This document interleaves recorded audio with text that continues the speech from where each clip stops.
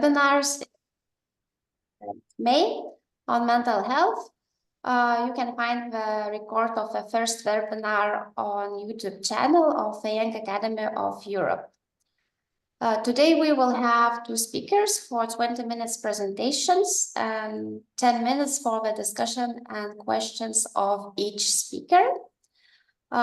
Please keep yourself muted. Feel free to keep video going, raise a virtual hand or write in chat if you have any questions.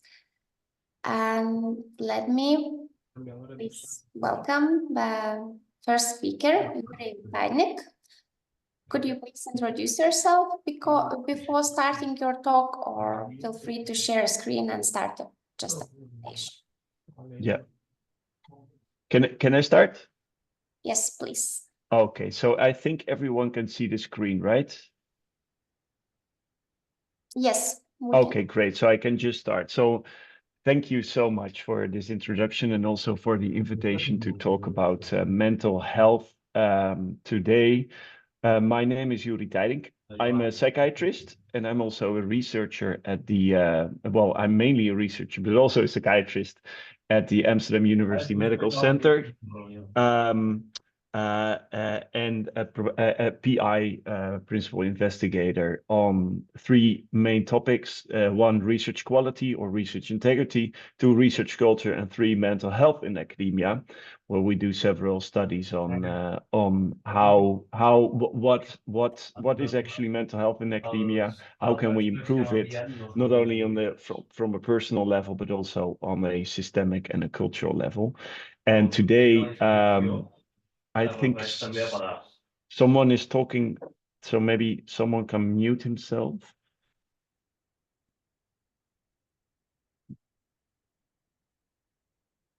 So yeah, thank you. And today we're going to talk about mental health. I'm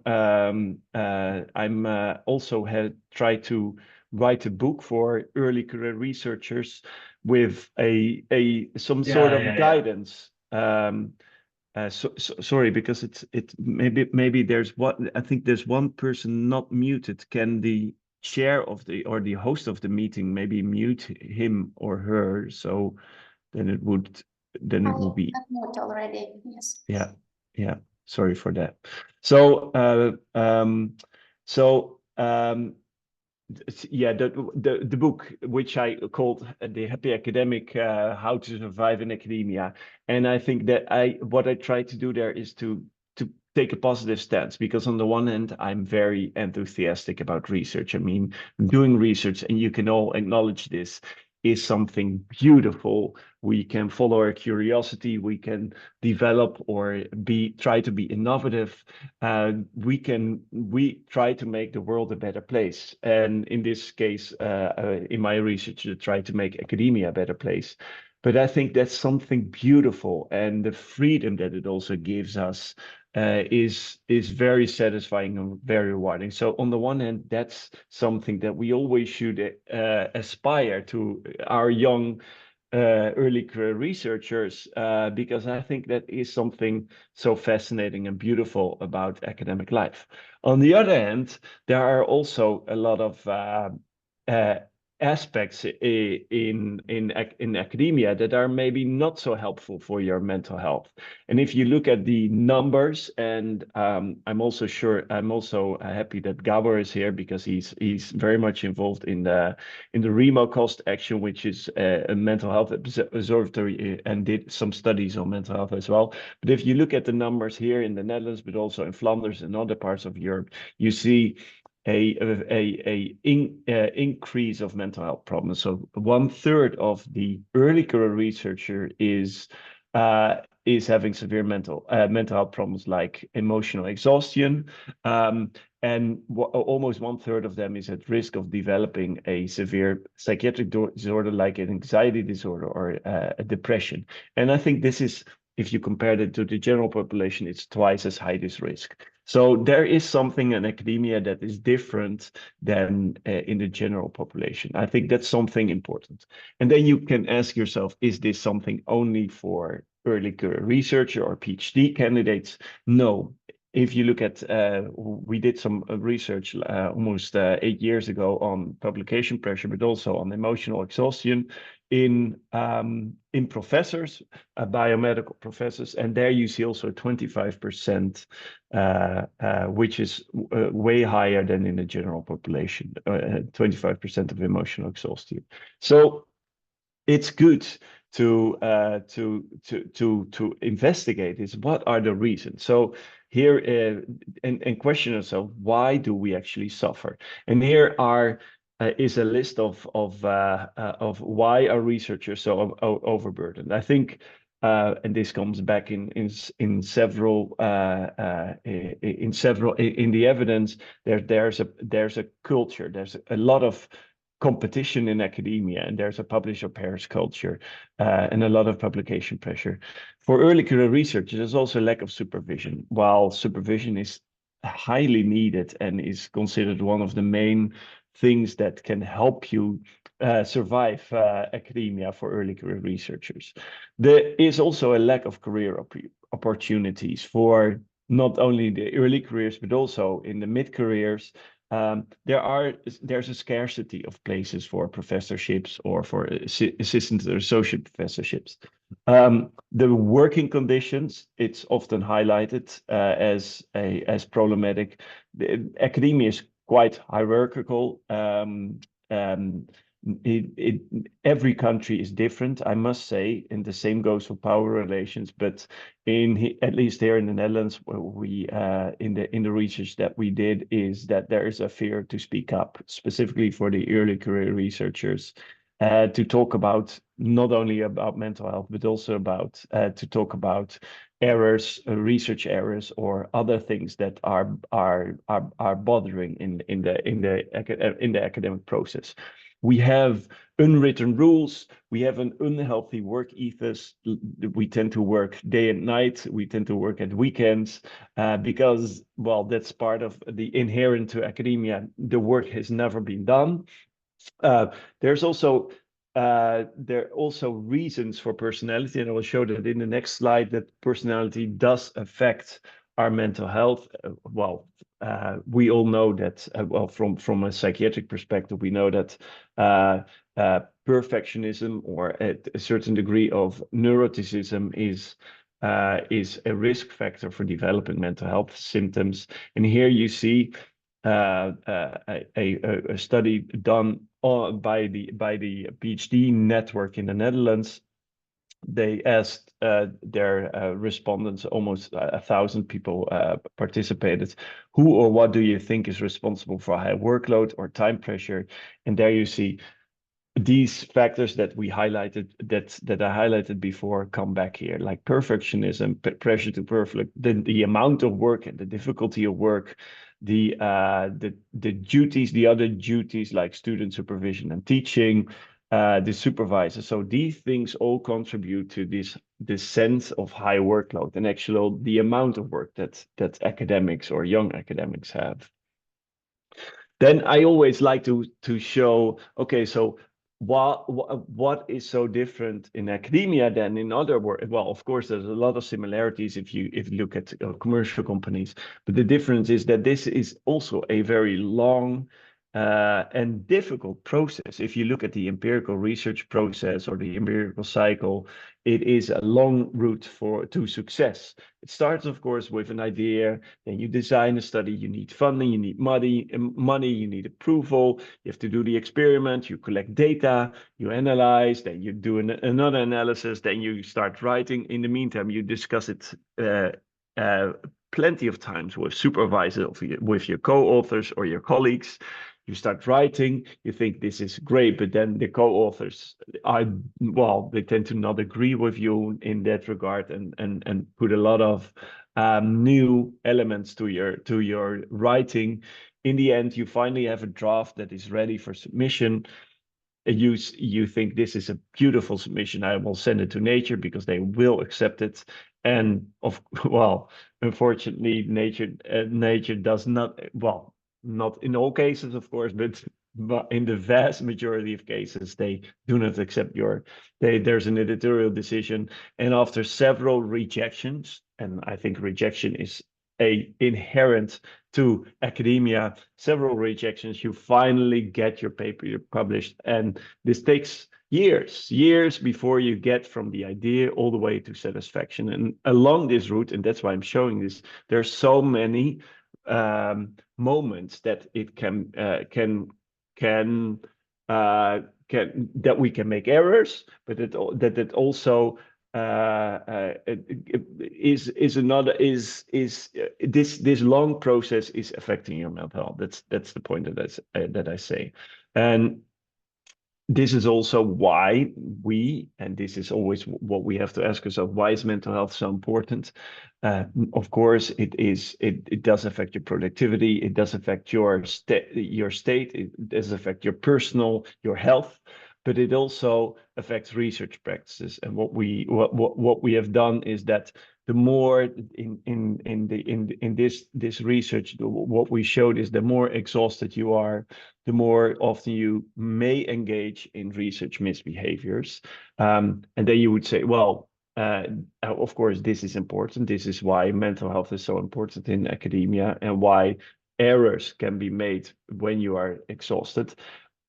But it's not just for academia. If you look at other studies, like for example in aviation, and in medicine, in clinical doctors, if you are more exhausted or more burnout, it affects your work and you make more mistakes. And the same goes for pilots in aviation.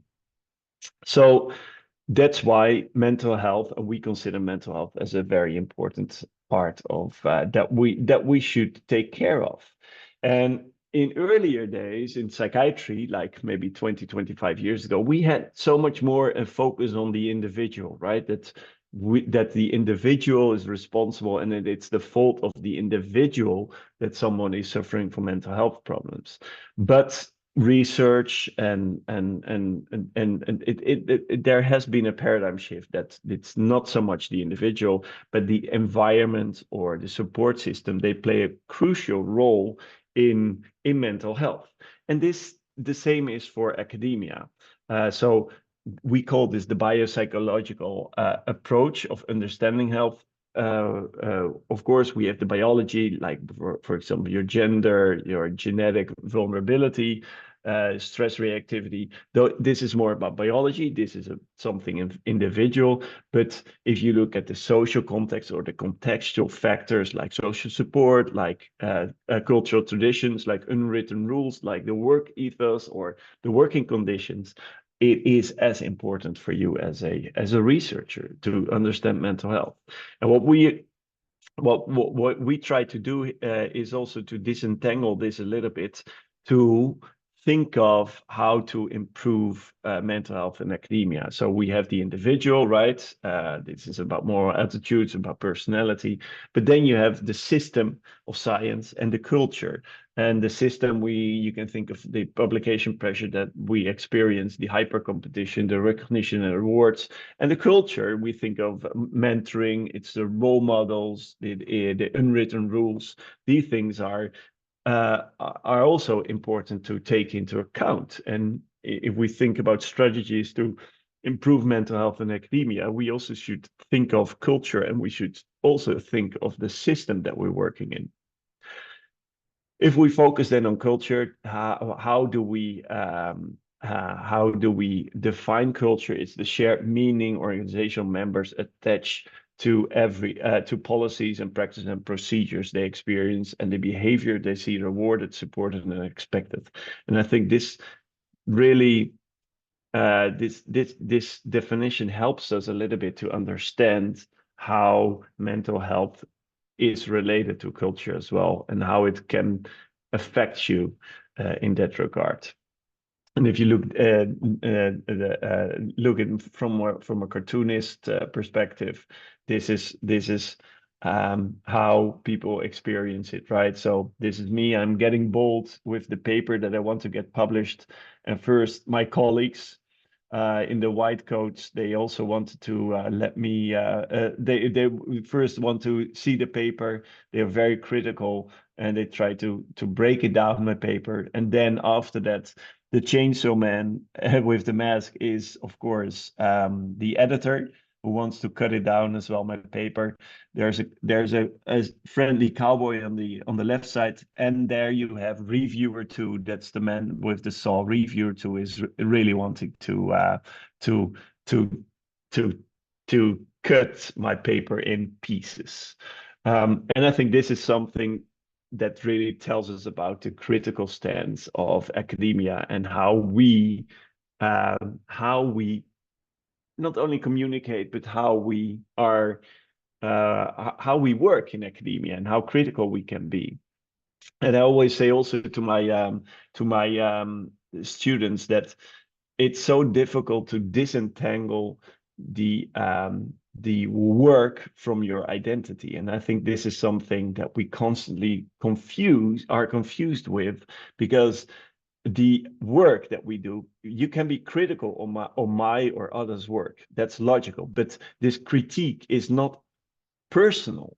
And we get confused when we receive critical feedback on our papers, that we consider this as a personal critique. And that's logical, because this is sometimes how it is perceived. But it is something crucial and very important to understand, that it is different, and that we, as more senior or media researchers, have the responsibility to talk about this with our early career researchers that we supervise or that we collaborate with. So I try to make a figure how to get a better feeling, a better sense of how these cultural factors affect you as a person. So you have like more the systemic factors, the codes of conduct, regulations, compliance, sanctions. But if you look at more from a cultural perspective, here what is unfortunately existing in academia: bullying, harassment, power imbalances. This is affecting your personal well-being in terms of safety, of feeling of safety. Then you have inclusivity or diversity. This gives you a sense of belonging. Think about your department, for example, that you feel that you belong to this department, or that you belong to this research group. Then you have the competition and pressure that creates a workload that is also affecting your personal life, your mental well-being. Then you have management assessment. That's the expectations that others have from you. I think that's also putting pressure, or it may affect your mental well-being. Then you have research careers, which if you have temporary contracts, of course, it does something with the feeling of the sense of security.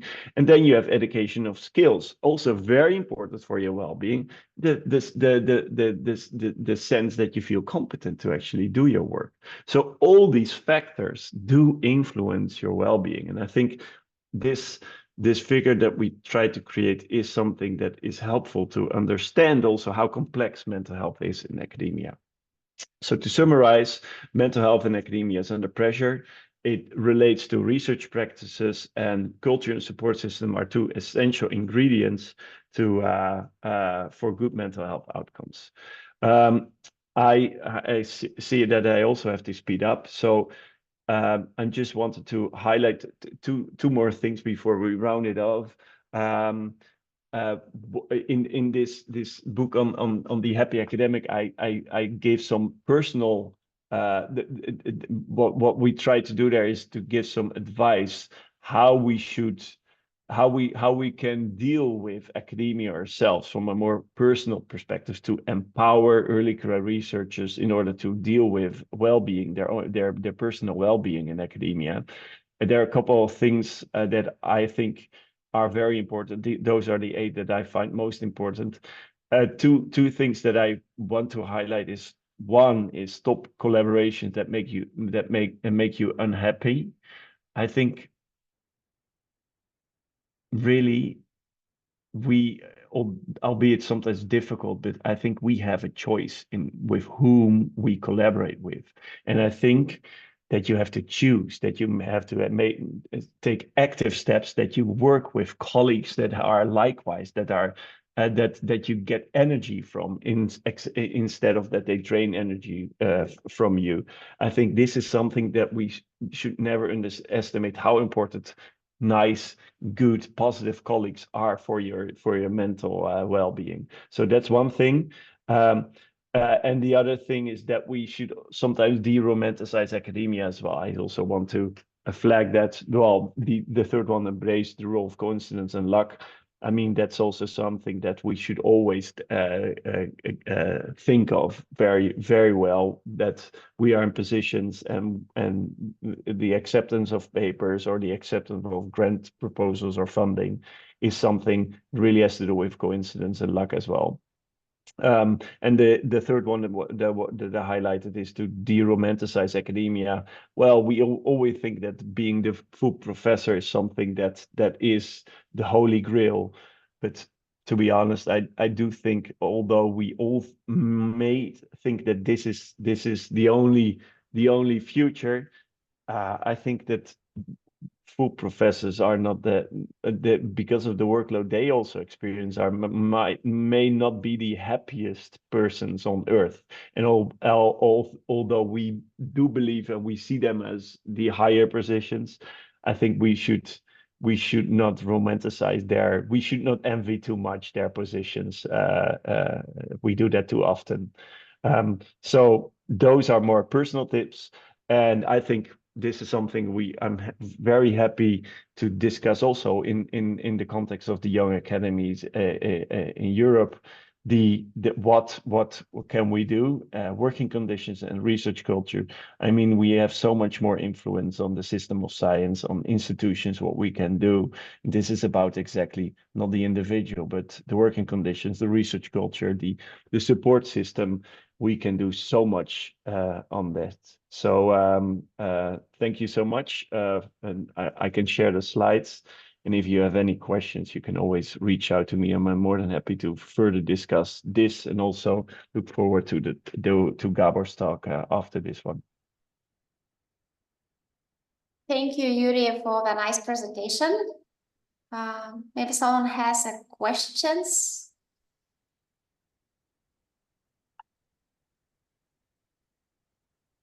Okay. Check. Oh, Scott, please. Thank you very much, Joeri. I really appreciated your point that maybe one of the things that distinguishes academia from other sectors of work is that it is, as you said, founded on criticism. Now, in and of itself, that is, again, I think constructive criticism. It's part of being part of the community. I don't think anyone should be beyond criticism, but I do wonder if, how many other fields of work have their entire kind of structure built on a structure of criticism. I know that, I think we've probably all had these experiences where within a month you might have a paper rejected and also a research proposal and one other thing, and you start to think, what am I doing in this line of work actually, right? Yeah. Do I belong here? Yeah, you're flagging two things indeed. The difficulty how to handle criticism and the rejection rates that we all face. So even the most successful researchers, well, successful is also something that is a broad definition. What is exactly a successful academic? But the rejection rate that we have on papers, on proposals, on texts, on sometimes even on conference papers. I mean, that's enormous, and you have to get a tough skin or a thick skin, I must say, in order to deal with this. And this is exactly what you also have to learn. And I think we are among us here with a little bit more media or to senior positions that we have. So we had the opportunity to develop a thick skin, and also, well, that's also needed. You need to have some success, albeit coincidence or luck, or also your qualities as well. But I think this is something that sharing these rejections for us is something very important also for the early career researchers that we work with. Is that I'm not entirely sure if that's an answer to your question, but maybe it gives some more background. Precisely. Thank you very much. It was great. Yeah. Gábor? Yes, I hope all people who are present are happy scientists, first of all. Second, just one, and connecting to Scott's question, it's more like a comment that I think one of the dangers of our occupation is that we are trained to watch out for problems. We are trained to seek problems and combat problems. We are trained to discuss problems. We are, and this is what we are doing. So even though one can manage very well a review process, this is our occupation. This is our life, to deal with problems. And I don't know how good our training is to sort of prepare ourselves for this. This is very hefty. Like if you only, and oftentimes people treat problems as a negative thing. So it's, imagine you have like 10, 15, 20 years being in the academic environment and you only deal with problems, and you hardly ever celebrate success. And you hardly ever celebrate like all the positive aspects of your work. I think that's very, that can pull people down. So I hope I'm not doing this in this. Yeah. I think this is important. So for example, if you get a big grant, then maybe you're happy. Well, the first time you are happy for a couple of days, or you have an acceptance in a journal that you really wanted to publish in, then maybe you're happy for 1 or 2 days. But after that, academic life comes back, and I mean, still we feel sometimes incompetent or incapable of dealing with problems. And I think that's also inherent to academia and this critical stance. So I think celebrating success is not only about this, but it's really about that we have a diversity of recognition and rewards, right? So that we should cherish or reward leadership or good collaborations as much as a so to say, a high impact factor publication, which of course is nice and good, but one should also question whether that is true academic success or is a happy, let's say, if you're a group leader, that you have, that your group, that the people in your group are all happy academics. I mean, that should actually be really rewarded, not the high impact factor paper, but that you have a happy group that is enjoying academia and is also producing, because I think that goes hand in hand, producing a very responsible and high quality research. I mean, that would be celebrated even more, I must say. But that's also very difficult because these recognition and reward schemes or criteria are not focused on that yet. Well, we're changing, but change goes very slow. I can't help myself. I just wanted to jump on what you were saying, Gábor, that we do look for problems. It depends on the field too, but I know in the social sciences that we problematize things, right? So we take something that's perfectly fine and we find problems in it. And that goes as well for reviewing papers. And I mean, I've started to try and look at my own review kind of process and you know, obviously not let through bad papers but if a paper is good enough, even if it's not the way I would write it, or, you know, if it stands, if the science is robust, then then accept it, and maybe not even with revisions. I mean, if it's about a punctuation mark or something, then what am I to add here? So I've been trying to not just go, okay, but there's got to be something here. Why didn't they bring this theory in or something like this? Yeah. This isn't for the sake of it, basically. Yeah. The question then I would pose is, but how can we change that?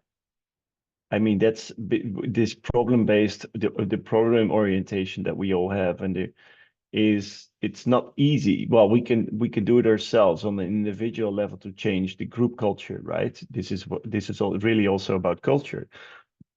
But how to change it on a systemic level, I think that is something that's for us, for researchers on mental health, like Gábor and myself, is something that we should get our heads around more in order to have a more solid answer to this. So can we actually change this, and how can we change this in academia?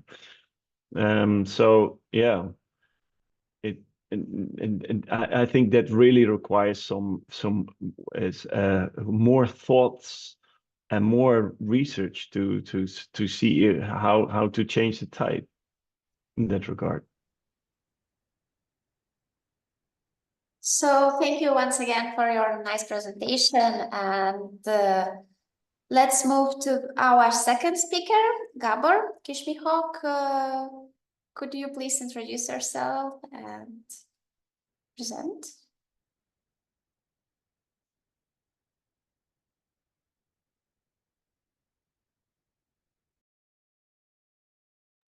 Gábor, we can't hear you. Now, probably you can hear me, right? Can you see my slides? Yes, we see. Okay, excellent. Very good, very good. So first, thank you very much for inviting me, and I think I can connect to Joeri's presentation very well, because actually what I would like to talk a bit about is a happy story. It's a kind of a success story, and it shows the power of academic communities and an academic community who wants to see change and working very hard to see change. And actually, sometimes I feel it's quite successful to induce change and having at least awareness of the mental health situation in academia and making stakeholders, people, to think about how to improve the situation. So I'm Gábor Kismihók. Originally, I have no connection to psychology or psychiatry. I'm a researcher in AI and education, but one of my core focuses is doctoral education and doctoral careers in this respect. I'm a PI. I'm leading a research lab on learning and skill analytics at the TIB. But I'm here now as the chair of the Researcher Mental Health Observatory, which I will talk about a bit later. Okay, so my story is really about how to change the situation from the bottom to up. And this story basically starts back in 2018. We were with a few colleagues from the Marie Curie Alumni Association at the ESOP conference, where we organized a small session on researcher mental health. We saw that, hey, there are many people around us who feel super unhappy in their jobs and in their academic life. Let's start a discussion. Let's see what's going on here. And the session at ESOP was oversubscribed, so we couldn't host the amount of people who were interested in this discussion. And after the session in a pub, I think it was like 5, 6 of us, we sat down and thought, oh, we have to do something. We have to use this momentum and create something what can continue this discussion. And that was the moment when basically REMO, the Researcher Mental Health Observatory, was born. REMO is a cost action. That means we got money from the European Commission back in 2019 to start a network of researchers and stakeholders who have stakes in research and mental health and start a discussion all over Europe. And back in the days, as I said, we were 5 or 10 people who started this. Right now, we are more than 300 researchers from 41 European countries. So this idea basically really grew immense, and we managed to get people in our network from all over Europe. And not only geographically, we are widespread, but also the representatives of major researcher, mostly early career researcher organizations are there in our network. If you have one single document to read from this network, then I suggest to read the Researcher Mental Health and Wellbeing Manifesto. This is basically what we published 3 years ago as a work plan. But it's more than a work plan, it's also lists those critical areas where we as a researcher community can make an impact, positive impact on our well-being. And we provided recommendations on an action plan on 3 levels. On the macro level or on policy level, we were calling to transform the research ecosystem to benefit mental health and well-being. So you can think of changing the way we fund research, think about changing the way we fund research organizations, for instance. But also we have recommendations for institutions. And these recommendations, they are all foster and sustain mental health and well-being by design. We call for an institutional change. And last but not at least, we are also have a call for researcher empowerment. So that researchers should have more freedom in crafting their work environment and crafting a work environment where they feel healthy and happy. Actually, this manifesto is translated to 18 different languages, so it may also be available in your mother tongue. So let me just show you a few outputs of REMO. REMO will close September this year, so this is really the moment when we try to sum up and reflect on our achievements. And some of these are quite remarkable. So, for instance, we have collected a knowledge base in Zotero. It's freely accessible for everyone. Currently, there are 970 papers, and not only academic papers, professional papers, reports, whatsoever, which are all related to the mental health situation in academia. We also have a Zenodo library where we sort of collected papers, white papers, conference presentations, basically materials what this academic community produced over the last 4 years. I think I checked yesterday, there were like 97 different resources in this repository, but I still expect this number to grow over the next few months.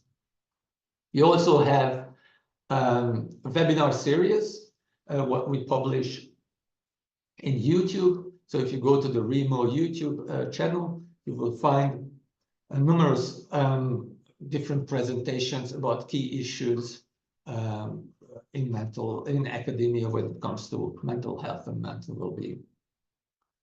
Also, we have podcasts. We created podcasts, what you can reach in all major podcast platforms.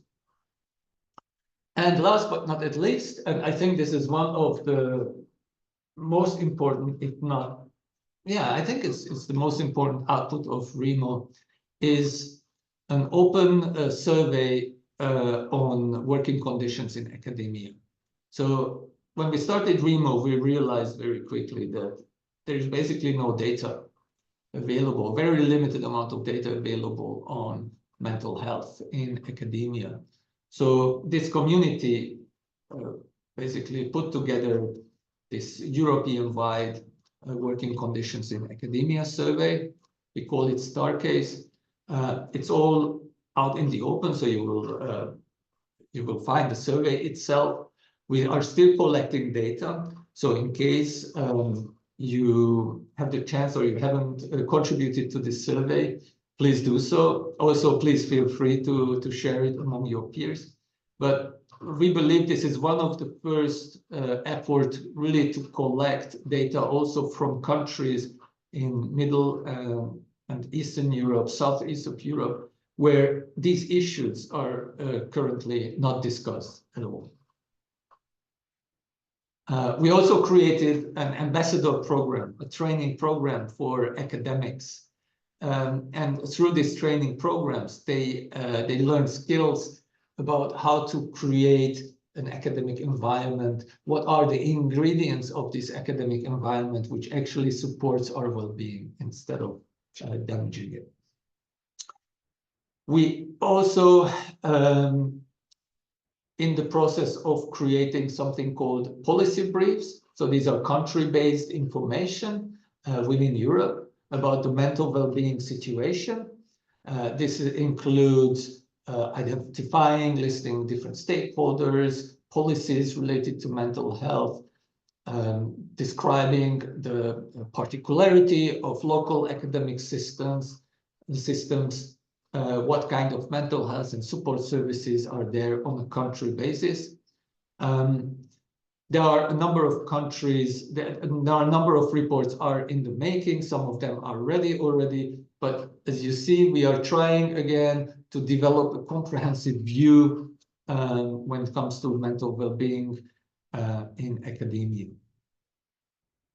We also have some other successes.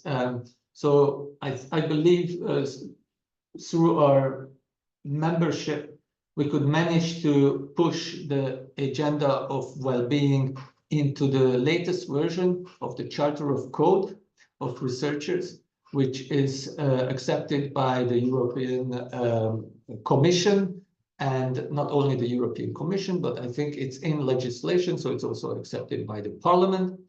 So that basically means that now there is like a written,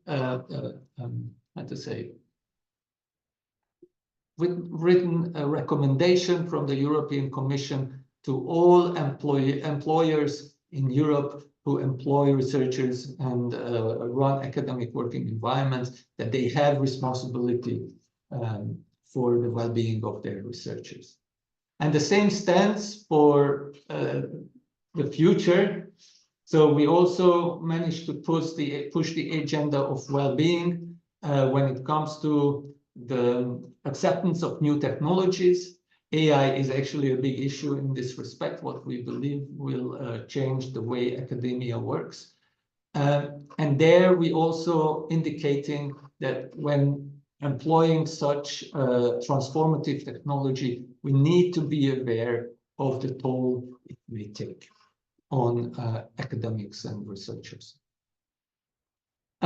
We also initiated a few research projects, which includes topics related to well-being. One project we've done was called OEduverse, where we developed a summer school series where researchers could come to this summer school and craft their own academic working environment on the basis of mental well-being skills, open science skills, and communication skills. We also try to use AI to provide personalized training to researchers when it comes to mental health and career development. Unfortunately, we don't have a lot of time, so I'm not going to go into details, but this project called OSCAR, it's basically utilizing an AI-driven open learning platform called Eduver, and based on that, we provide online training, AI-driven training, together with mentoring and coaching to researchers. And we got super good feedback on this. And all this stuff is basically available for you openly through the platform, what we offer at TIB.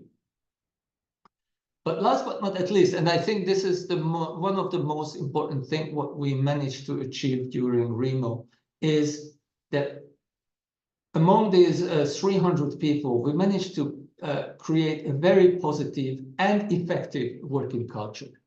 So actually these 4 years what this community worked together was a really fun time. It was full of uplifting events through our conferences, working group meetings. We socialized a lot. And at the same time, I think you have seen the results. We created really, how to say, heavy and, solid instruments, and not only economic instruments, methods, but also policy instruments on policy level, institutional level as well. So in case you still want to learn more about REMO, feel free to join the website, look at what information do we have. And if you have any questions, please let me know. I'm more than happy to answer any questions, remarks, whatsoever you have. Yeah, thank you very much. Thank you. Great presentation. Maybe someone wants to ask.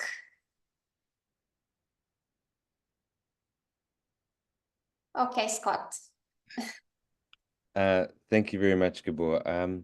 I really appreciate it. My question is about since this session was kind of talked about in terms of structures, some of the structural barriers to implementing some of the things that you've been talking about today. So, for example, this was a huge step to be able to have this recognized in the new version of the Charter and Code. I can't remember what it's called now. But for example, I've been put on a task force at my university here in Bergen to look at our universities, kind of how well we're doing relative to the new code. And when we all met, they brought together all sorts of different people, PhDs, postdocs, myself, senior researcher. And then I kind of asked, and who's paying for this assessment work actually? Because this is going to be quite a, this is going to be some weeks worth of work. How am I going to be bought out from my projects or the PhD, And the administrators looked at us a bit like, well, no, I mean, this is just, it was just kind of lumped on the more free work that is put on academics. So there seemed to be this kind of structural, kind of very concrete barrier, which was, well, they don't want to pay. They want this work to be done. They want to look at mental health, working conditions, but they don't want to pay to do it. So I wonder if you've come across other barriers. No. So this is an obvious barrier that oftentimes you as a researcher, if you want to change your environments, you have to put like task on your shoulder, which shouldn't be part of your everyday work. And this is a research assessment problem. So why are we only assessed on the basis of our scientific output? There is much more in that. So being a scientist is not only about providing high quality research, but also, if you think about it, our responsibility is to create like a well-functioning society as well, not create, like contributing to a well-functioning society. And that is also a work of academics. And if you think of this type of administrative work, this can be part of our duty, but it has to be recognized. And I think this Quora movement is sort of pointing towards this scenario when this kind of activities are also acknowledged and valued by the community. But this is really tricky, actually, how to push organizations to first to understand the situation, because there is like a huge disbalance about how you perceive your work and work environment and how university managers do the same. And this is far away from being easy. And one of the greatest pushbacks we had in REMO is really from universities, institutions who try to avoid this topic by all costs, even though we are sitting in the same boat. So this is so difficult to understand that there's no one here who wants to harm anyone. We just need to have like an open discussion about what's going on. How can we, create an environment where actually working is fun, and fun is actually making us be more effective in a way, or actually definitely contributes to better research output. Thank you. Joeri? Yeah, thank you, Gábor. That was very nice to get this overview and all the things that you have accomplished. That's wonderful to see, and also very nice to hear from you. I indeed had two things. Two things that I was wondering: how can we make sure that institutions will feel more responsible for this problem? But because I think it's a big problem that nobody is taking responsibility for it. And two, I was also wondering what are the next steps, because the money will eventually run out. Well, I think, well, maybe not for Remo, maybe not, but I think so. It will run out. So what are your next steps? Now you have created this community. Now you have did so many initiatives. Two questions for that. So the second one is the easiest one. Easy question. So we will continue. So basically, we have now all this infrastructure. And based on this infrastructure, there are already collaborations going on. Academic collaboration, people started research projects together, people started simply like coming up with training programs together. So there are a lot of different activities here, what the network wants to maintain by itself. And I think this is a very good signal of sustainability, because these people are not waiting for funding. They just do it. Just find a way and they do it. And usually it's our academic routine that, oh, research funding is over, we can't work anymore. And oftentimes this is the sad reality, because if money runs out, there is no one who's going to pay your salary. But it's not the case here. So maybe it's because of the topic that people take this topic very seriously and take this. There's a lot of internal motivation to continue and to actually contribute to this topic. But at the moment, I'm quite positive, even though if the project, even though the project will be officially closed in September, there will be a number of different spin-offs coming from this issue. So this was the second question. The first question is how to engage with institutions. So I think this one reason why we started with this massive data collection project survey, the staircase survey, is to collect data and show this data to institutions. Because if we want them to change, we have to show them evidence.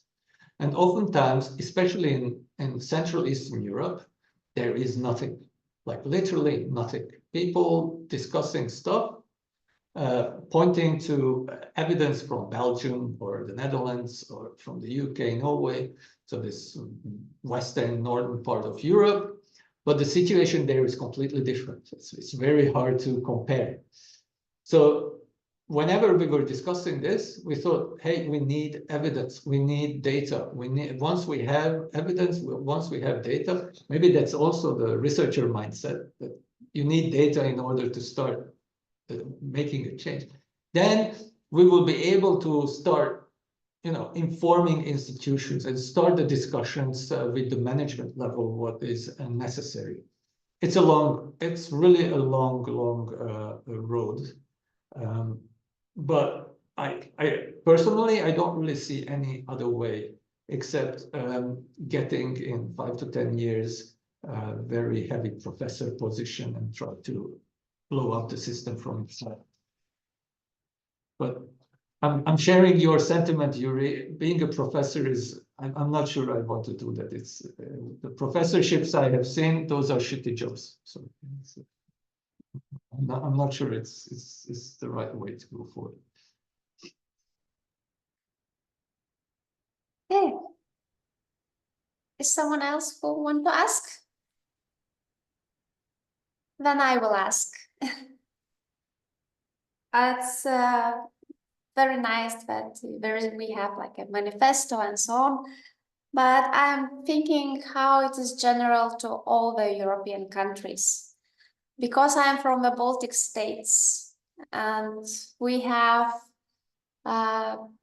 only 34 years of restored independence, which means that people we still work with maybe we have differences, because now they say, you know, you can travel and so on to go for the internships, and they couldn't. And what I want to say that sometimes the differences is not only on the generation that, you know, young people work with older, but also how it is historically from what came, because we had now very different situation than they had 30 years ago. So do you have any info on how it affects the working culture? So I have, in a way, I have bad news in that respect, that we are all responsible. I believe we are all responsible for our own working culture locally. And if you start like a European level movement, it cannot do this job for you. What it can do for you is the networking effect. What it can do for you is that there is a knowledge base there. So you have the chance to exchange with other people. You have the chance there to look at all the knowledge what a network like this can collect, learn from it, and bring those parts or those elements which can be useful for you in your local environment.